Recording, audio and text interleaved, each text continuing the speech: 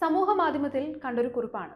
Zero Malabar സഭയുടെ 5 അതിരൂപതകളിലെ ഭൂവിസ്തൃതി കൊണ്ട് ഏറ്റവും വലിയ അതിരൂപതയാണ് തലശ്ശേരി അതിരൂപത. തലശ്ശേരി അതിരൂപത പ്രൊവിൻസ് 4 സംസ്ഥാനങ്ങളിലായി വ്യാപിച്ചു കിടക്കുന്ന വലിയൊരു അതിരൂപത കൂടിയാണ്. കേരളം, കർണാടക, തമിഴ്നാട്, പോണ്ടിച്ചേരി സംസ്ഥാനങ്ങൾ ഉൾപ്പെടുന്ന താമരശ്ശേരി, മാനന്തവാടി, മാണ്ഡ്യ, ബെൽത്തങ്ങാടി, ഭദ്രാവതി രൂപതകൾ കൂടിയുള്ള വലിയൊരു പ്രൊവിൻസ് ആണ് തലശ്ശേരി അതിരൂപത. തലശ്ശേരി അതിരൂപതയുടെ ഇപ്പോഴത്തെ മെത്രാപ്പൊലീത്തയാണ് മാർ ജോസഫ് പാംബ്ലാനി പിതാവ്.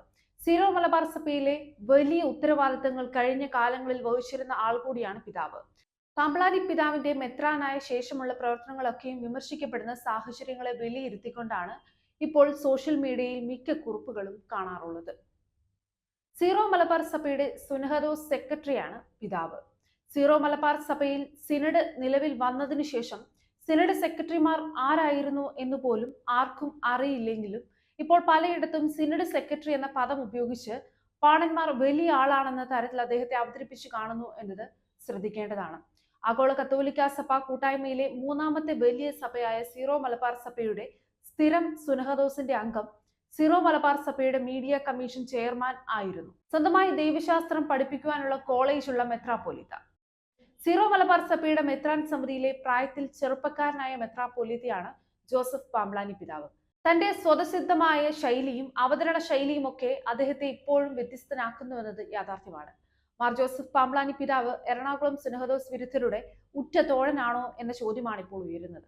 എറണാകുളത്തെ സുനഹദോസ് വിരുദ്ധരുടെ ഉറ്റ തോഴനാണ് മാർ ജോസഫ് പാംബ്ലാനി പിതാവ് എന്ന പൊതുസമൂഹത്തിന്റെ നിലപാടിനോട് യോജിക്കുവാൻ കുറച്ചധികം ബുദ്ധിമുട്ടുണ്ടാവും. അവസരങ്ങളെ ഉപയോഗിക്കുന്ന കാര്യത്തിൽ എക്കാലവും കഴിവ് തെളിയിച്ചിട്ടുള്ള ആളാണ് ജോസഫ് പാംബ്ലാനി പിതാവ്. എറണാകുളത്ത് സുനഹദോസ് വിരുദ്ധർക്കൊപ്പം നിന്ന് അവസരമുണ്ടാക്കിയെടുത്ത് സഭയിൽ പിടിമുറുക്കുകയും പുതിയ അധികാര സ്ഥാനങ്ങൾ നേടിയെടുക്കാനും ശ്രമിക്കുമെന്ന കാര്യത്തിൽ സംശയമൊന്നുമില്ല. അതിനായി സുനഹദോസ് വിരുദ്ധർക്കൊപ്പം ഇപ്പോൾ ചേരുന്നുവെന്നതാണ് യാഥാർത്ഥ്യം. അട്ടിമറികൾ നടത്താൻ വിദഗ്ധനുമാണ് ജോസഫ് പാംബ്ലാനി പിതാവ്. അത്തരം ശ്രമത്തിന്റെ ഭാഗമായി കൂടിയാണ് എറണാകുളം സുനഹദോസ് വിരുദ്ധരുമായി ചെങ്ങാത്തം ഉണ്ടാക്കുന്നു എന്നതിൽ അവർ അല്പം സൂക്ഷിക്കുന്നതും നല്ലതാണ്. സുനഹദോസ് വിരുദ്ധരുമായി ചെങ്ങാത്തം ചേർന്നുകൊണ്ടുള്ള പ്രവർത്തനങ്ങൾ നടത്തിയത് ഒത്തിരിയേറെ തവണയാണ്.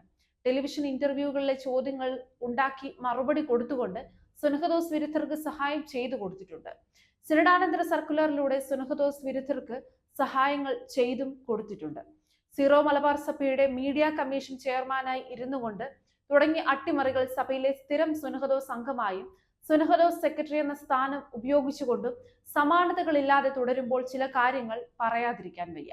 ഇനിയും 20 വർഷത്തിലധികം മെത്രാപ്പൊലിത്തയായി പ്രായം കൊണ്ടിരിക്കുവാൻ സാധ്യതയുള്ളത് കൊണ്ട് തന്നെ ഇനി വരുന്ന മെത്രാൻ തെരഞ്ഞെടുപ്പുകളിൽ തന്റെ ആശ്രിതരെ നിയമിക്കുവാനുള്ള തന്ത്രങ്ങൾ ഇപ്പോൾ തന്നെ ആരംഭിച്ചു കഴിഞ്ഞു. വരും കാലങ്ങളിൽ സീറോ മലബാർ സഭയെ തന്റെ വരുതിയിൽ വരുത്തുവാനുള്ള അത്തരം ഒരു തന്ത്രത്തിന്റെ ഭാഗമായി ചിലർക്ക് മെത്രാൻ മോഹങ്ങൾ കൊടുത്തുകൊണ്ടാണ് ഇപ്പോൾ അദ്ദേഹത്തിന്റെ പ്രവർത്തനങ്ങൾ. ഒരു മെത്രാൻ സ്ഥാനമോഹിയുടെ അതിഥിയായി കഴിഞ്ഞ ആഴ്ചയിൽ വടക്കേ ഇന്ത്യയിൽ സന്ദർശനം നടത്തിയ വിവരങ്ങൾ ഇപ്പോൾ പുറത്തു വരുന്നുണ്ട്. കഴിഞ്ഞ 7 വർഷത്തിനിടയിൽ അദ്ദേഹം നടത്തിയിട്ടുള്ള അട്ടിമറികളിൽ ഒരു പരിധിവരെ അദ്ദേഹം വിജയിച്ചുവെങ്കിലും അദ്ദേഹം ഇപ്പോഴും തുടരുന്ന പ്രവർത്തനങ്ങൾ സഭയുടെ ഭാവിക്ക് നല്ലതല്ല എന്നുള്ളത് കൊണ്ടാണ് ചില കാര്യങ്ങൾ തുറന്നു പറയേണ്ടി വരുന്നത്.